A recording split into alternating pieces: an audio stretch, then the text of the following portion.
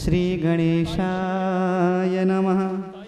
श्री मधुरविलास चित्रलेखाविधिः श्री मंगलाचरणं। धन्यं वृंदावनं तेन धन्या व्रजवसुन्धरा। राधा कृष्णो बलश्चैव गोपैर्नृत्यति यत्र च।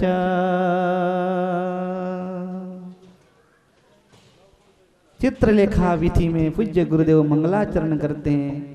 धन्यं वृंदावनं तेना, धन्य है वो वृंदावन, धन्या ब्रज वसुंधरा, ब्रज वसुंधरा भी धन्य है। क्यों? क्योंकि राधा कृष्णो बलश्चैव, श्री राधा प्रभु श्री कृष्ण और बलराम गोपेर नृत्यति यत्र च। महाराज गोपियां सब वृंदावन धाम में क्या करती हैं? नृत्यति, नाचते हैं। कौन कौन? कहा राधा कृष्ण बलश्चैव, राधा कृष्ण बलराम और गोपेर, गोपबाल गोपियां पूरे ब्रजवासी सब नाचते हैं। महाराज वृंदावन धाम में जाके जो नहीं नाचा ना, उसने कुछ नहीं किया है ऐसा। धन्यं वृंदावनं तेना भक्तिर्नृत्यति यत्र च। महाराज वृंदावन में भक्ति क्या करती है? वास करती है का? नहीं। तो क्या ध्यान करती है का? नहीं। तो क्या करती है? तो कहते नृत्यति यत्र च। वृंदावन में तो भक्ति नाचती है। धाम ऐसा है ठाकुर का, उस धाम में भक्ति नाचती है। वहां पर रहती नहीं है, वास करती नहीं है, समाधि ध्यान लगाकर बैठती नहीं है, तो क्या वहां तो नाचती है। भक्ति नृत्यति यत्र च, वहां तो भक्ति भी नाचती है। इसलिए वृंदावन धाम जाके अगर जिसने नाच नहीं किया, नृत्य नहीं किया, मतलब वो सूखा व्यक्ति है, शुष्क है, उसके अंदर कोई रस नहीं है, प्रेम नहीं है। वृंदावन तो ही ऐसा, जो वहां पर जाता है वही वहां पर नाचने लगता है। महाराज ब्रज भूमि की महिमा अद्भुत। इसलिए वृंदावन में निरंतर नृत्य करो। वहां पर जाकर जो बिना नृत्य के वापिस आया वो सूखा ही रह गया। महाराज बड़े बड़े ऋषि मुनि वहां नाचते हैं। कल में सुना नहीं पाया कण्व ऋषि, जो मैंने कहा था आपको, यशोदा मैया के मायके के कुलगुरु गुरुजी ने मधुर विलास में बड़ा अद्भुत चरित्र लिखा है। देखो वृंदावन में कैसे नाचते हैं। इतने महान तपस्वी ऋषि हैं ये, किसी का छुआ हुआ भी नहीं खाते हैं। ये यशोदा के पिताजी के कुलगुरु सुमुख गोप के कुलगुरु हैं ये।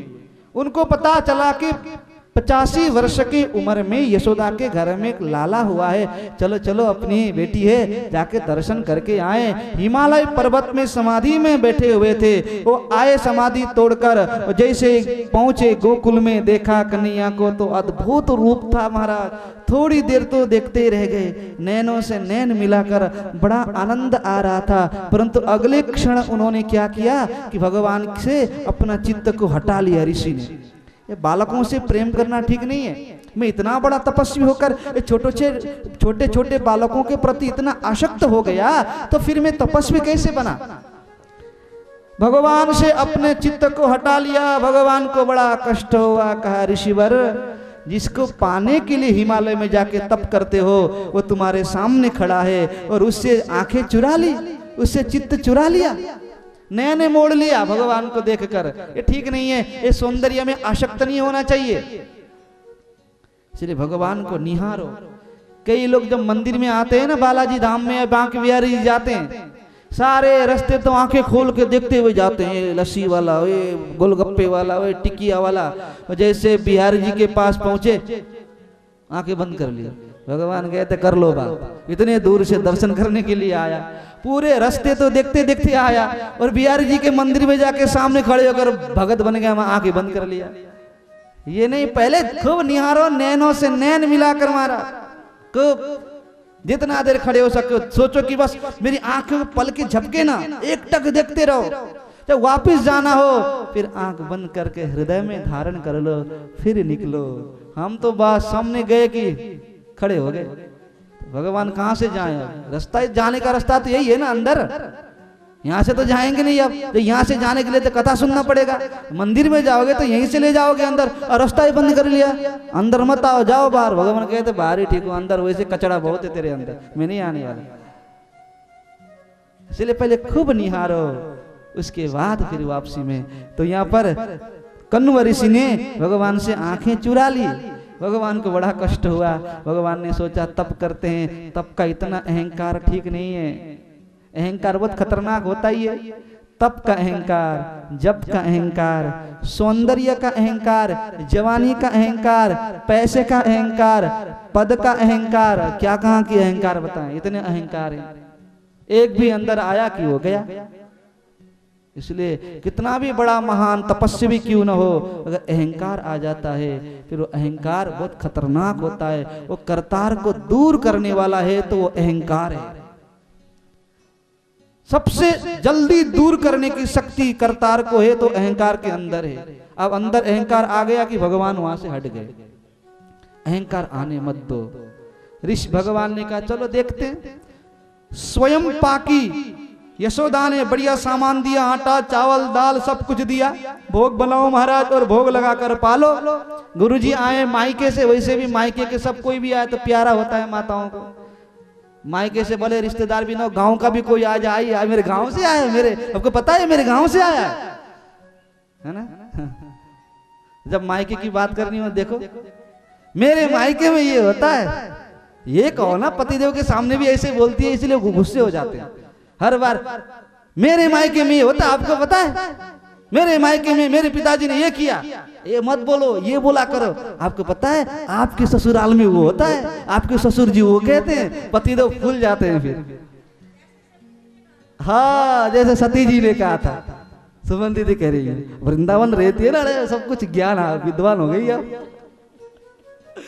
वृंदावन वास करती हैं। अब सुमन दीदी करनाल छोड़ दिया, वृंदावन। इसलिए आप ऐसे कहा करना घर में, ये मत कहना कि मेरे मायके में वो होता है, मेरे माता ने ये कहा, ऐसा मत बोलना। कहना आपको पता है स्वामी क्या आपके ससुर जी ने वो किया है, आपके ससुराल में वो हो रहा है। तो पतिदेव कहते हैं चलो बढ़िया, फिर तो वहां चलना चाहिए। तो आप कहोगे हमारे मायके में, तू ही जा। बोल वृंदावन बिहारी लाल की, ऐसा होना चाहिए, है ना। अब यशोदा के मायके से गुरुजी आए थे, तो यशोदा तो बहुत स्वागत करना ही है उनको। यशोदा माँ को खूब स्वागत किया। गुरुजी ने बढ़िया बढ़िया पकवान बनाए, क्योंकि किसी का पकाया हुआ खाते नहीं थे। बनाने के बाद थाली सजाकर रखा, आगे ध्यान किया, हे नारायण आओ आके भोग लगाओ प्रभु, हे गोविंद। वो आवाज पड़ गया नारायण के कानों में, कन्हैया के कानों में। एक कन्हैया खेल रहे थे, दौड़ते हुए आए, बढ़िया पकवान बनाया कि बुला रहा है, बिना बुलाए थोड़ी ना आया। गए बैठ गए, मारा दोनों हाथों से चपर चपर चपर चपर शुरू कर लिया। ऋषि आंख बंद करके बैठे हुए थे, चप चप की आवाज आई, चपर चपर की आवाज कहाँ से आ रही है। धीरे से आंखें खोला तो नंदलाल सामने बैठ के खा रहा है। अरे ओ यशोदा, तेरो लाला ने सारा भोग ही झूठा कर दिया, देख देख देख यशोदा मैया आई कि नहीं, अब आगे। अब तो ऋषि ने कहा बस यशोदा अब कुछ नहीं खाना, बनाया था भोग लगाया था, अब मैं चलता हूँ। यशोदा ने चरण पकड़ लिए, गुरुदेव अगर आप भूखे चले गए ना तो अपराध लगेगा, इसलिए कुछ न कुछ खा कर जाओ। शास्त्र कहते हैं घर में गुरु आए या कोई संत आए, कोई ब्राह्मण आए, कुछ न हो तो कोई बात नहीं, परंतु कुछ न कुछ खिला कर भेजना, बस ये बहुत जरूरी है, नहीं तो अपराध लगता है। कुछ भी नहीं है तो एक गिलास जल पिला दो, कुछ न कुछ आप दो उनको। इससे क्या होता है कि तो उनके पुण्य आपके अंदर आ जाते हैं, आपके घर में, बस इतना और कुछ नहीं। एक गिलास पानी भी आपने पिला दिया, महात्मा हो कोई या कोई गुरु आए तो मत, एक गिलास पानी का पुण्य उनके खाते से फिर आपको मांगना नहीं पड़ता, वो अपने आप आपके झोली में आ जाता है। इसीलिए ये जरूरी है, ऋषियों ने नियम बनाया। महाराज फिर यशोदा ने चरण पकड़ लिए और तो बढ़िया खीर बनाया, बढ़िया दूध, गौ माता तो बहुत थे वहाँ ब्रजमंडल में, दूध था, बढ़िया काजू बादाम किशमिश डालकर खीर बनाया। फिर कटोरा भगवान के सामने रखा, हे नारायण जल्दी आओ। नंद लाला ने भोग जूठा कर दिया, गलती हो गई प्रभु भोग लगाओ। जैसी पुकार लगाई नंद का छोरा फिर आ गया महाराज दौड़ता हुआ और बैठ गया, पूरा खीर का कटोरा उठाया, गट गट गट गट गट पीने लगा। ऋषि ने सोचा फिर आवाज आ रही है, वो आ तो नहीं गया, आंखें खोल कर देखा था फिर बैठा हुआ है। अरे ओ यशोदा तेरो लाला ने पूरा भोग ही सब बिगाड़ दिया, अब तो मैं जा रहा हूं। मैया डंडा लेकर आई कि भागे कन्हैया। कन्हैया बाहर जाके सोच में पड़ गए, बाबा कमाल के हैं, पहले तो बुलाते आओ प्रभु भोग लगाओ, जब भोग लगाने के लिए आता हूं फिर चिल्लाने लगते। उसके बाद फिर यशोदा ने कहा गुरुजी एक बार और, चरण पकड़ लिए। गुरुजी ने जल्दी जल्दी में भोग बनाया, उसके बाद भोग लगाने के लिए रखा कटोरा आगे, हाथ जोड़ा प्रभु आओ भोग लगाओ। फिर नंदलाल दौड़ते हुए आए, बैठ गए, दोनों हाथों से कटोरा उठाया, गड़गड़ पीने लगे। अब तो महाराज मैया यशोदा को आवाज लगाई, मैया दौड़ती हुई जल्दी से आ गई, गेट में खड़ी हो गई। अब तो डंडा उठाकर मारने वाली थी कि कन्हैया ने कहा मैया जरा रुक, कुछ बात करनी है गुरुजी से। क्या बात करनी है? कन्हैया ने कहा कमाल के हो महात्मा जी, पहले तो कहते हे नारायण आओ आकर भोग लगाओ, जब मैं भोग लगाने लगता हूँ फिर चिल्लाने लगते हो। ऋषि समझ नहीं पाए। भगवान ने सोचा इनकी आंखों में ना ये तप का अहंकार आया हुआ है। भगवान ने जैसे पीतांबर हटाया वक्षस्थल से छाती से, तो भगवान के वक्षस्थल में जो दो चिन्ह हैं, एक श्रीवत्स का चिन्ह, एक भृगुलता का चिन्ह, जैसे दोनों चिन्हों को देखा तो पहचान गए। ओ हो चरणों में गिर पड़े महाराज, साष्टांग होकर क्षमा करो प्रभु गलती हो गई, मेरे से गलती हो गई, रोने लगे। भगवान ने आशीर्वाद दिया, बहुत बढ़िया ऋषिवर तप करते हैं तो परमात्मा को पाने के लिए, परंतु तप का अहंकार ऐसा आ गया कि मैं सामने खड़े होकर भी आपने मुझे पहचान नहीं पाए। आप मेरे को अद्भुत भाव बताया, स्वयं पाके ऋषि स्वयं आज उस खीर को पाकर उस खीर का पूरे शरीर में लेपन किया और वृंदावन के गलियों में महाराज नाचते हुए झूमते हुए ब्रजवासियों ने देखा तो दंग रह गए। इतने बड़े तपस्वी ऋषि आज नाच रहे हैं, इतने महान ज्ञानी ऋषि आज नाच रहे हैं, इतने महान तपस्वी ज्ञानी ध्यानी जो किसी को छूना भी पसंद नहीं करते, किसी का छुआ हुआ खाते तक नहीं, और आज देखो ब्रज की गलियों में झूम रहे हैं, ब्रज की गलियों में नाच रहे हैं महाराज। यही तो वृंदावन है। इसीलिए कहा राधा कृष्णो बलिश्चैव गोपेर्नृत्यति यत्र च। बोलो श्री सद्गुरुदेव भगवान की जय। जय श्री राधे श्याम। आओ मनमोहना आओ नंद नंदना, आओ मनमोहना आओ नंद नंदना, आओ मनमोहना आओ नंद नंदना, आओ मनमोहना आओ नंद नंदना। गोपियों के प्राण धन राधा जी के रमणा, गोपियों के प्राण धन राधा जी के रमणा। आओ मनमोहना आओ नंद नंदना, आओ मनमोहना आओ नंद नंदना। गोपियों के प्राण धन राधा जी के रमणा, गोपियों के प्राण धन राधा जी के रमणा। गोपियों के प्राण धन राधा जी के रमणा, गोपियों के प्राण धन राधा जी के रमणा। गोपियों के प्राण धन राधा जी के रमणा, गोपियों के प्राण धन राधा जी के रमणा।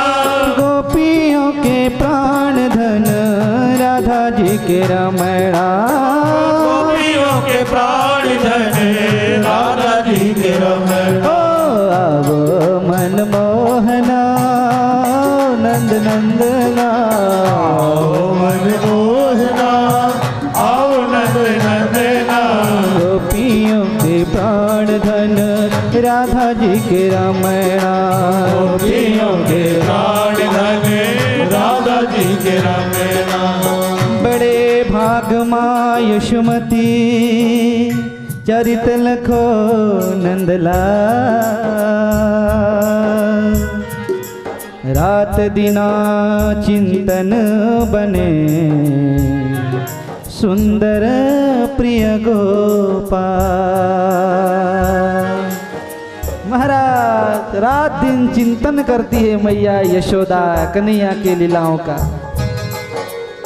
ओ रात न आई नींद शाम पलका उठ बैठे, सो जा मेरे लाल नींद माँ क्यों नहीं बैठे।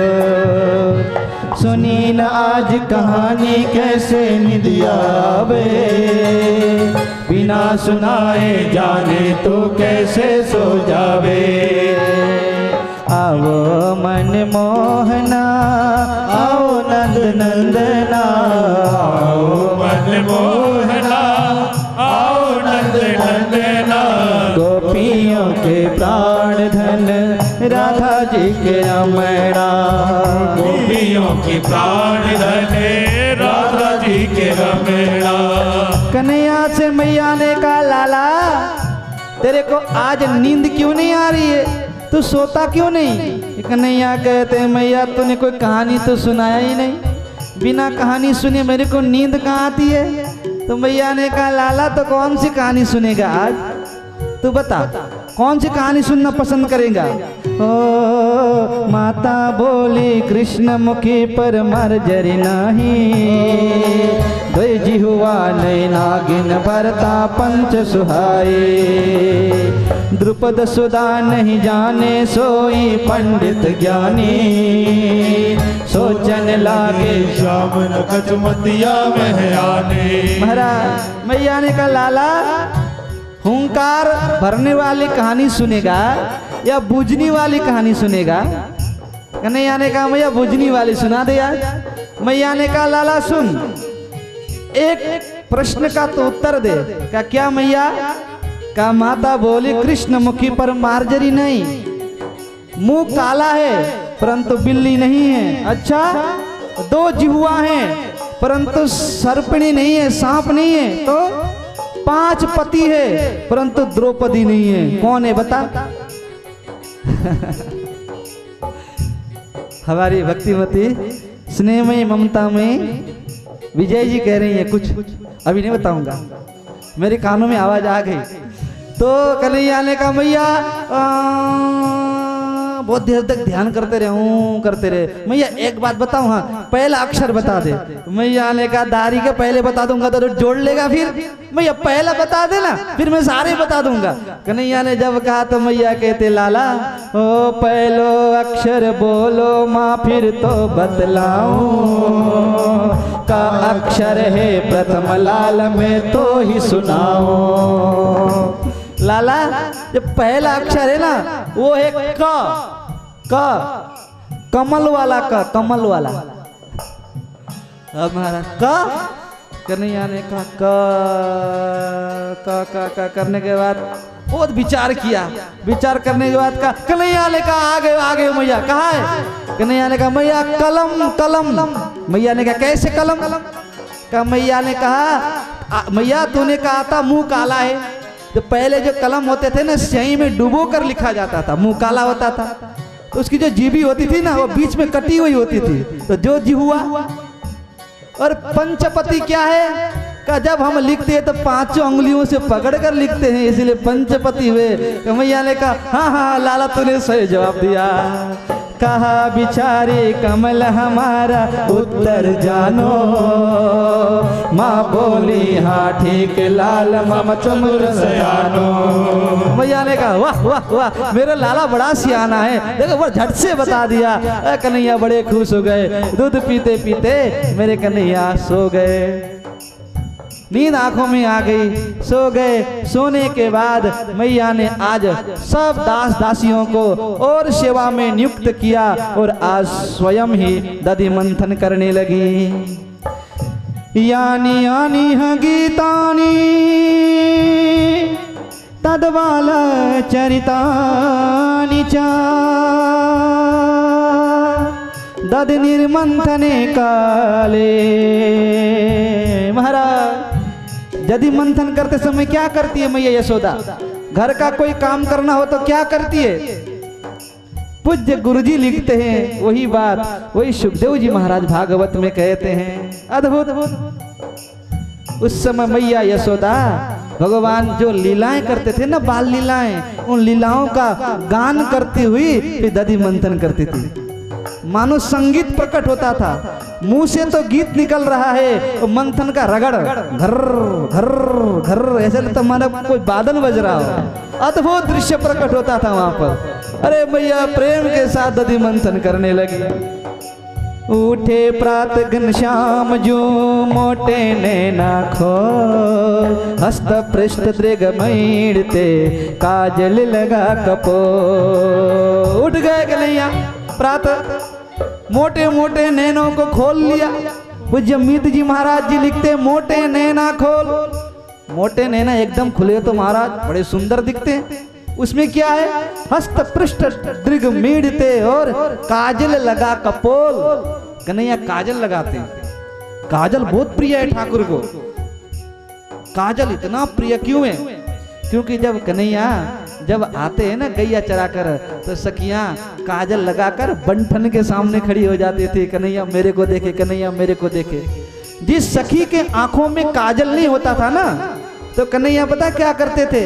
अपनी आंखों से, जो कन्हैया की आंखों में जो काजल लगा होता था, जो मैया काजल लगा देती थी, तो सखी सामने खड़ी होती बिना काजल वाली सखी, तो कन्हैया अपनी आंखों से ऐसे काजल निकालते थे, उसकी आंखों में डाल देते थे और कहते थे सखी काजल लगा के आया कर, देख काजल से तेरी आंखें बड़ी प्यारी लगती है।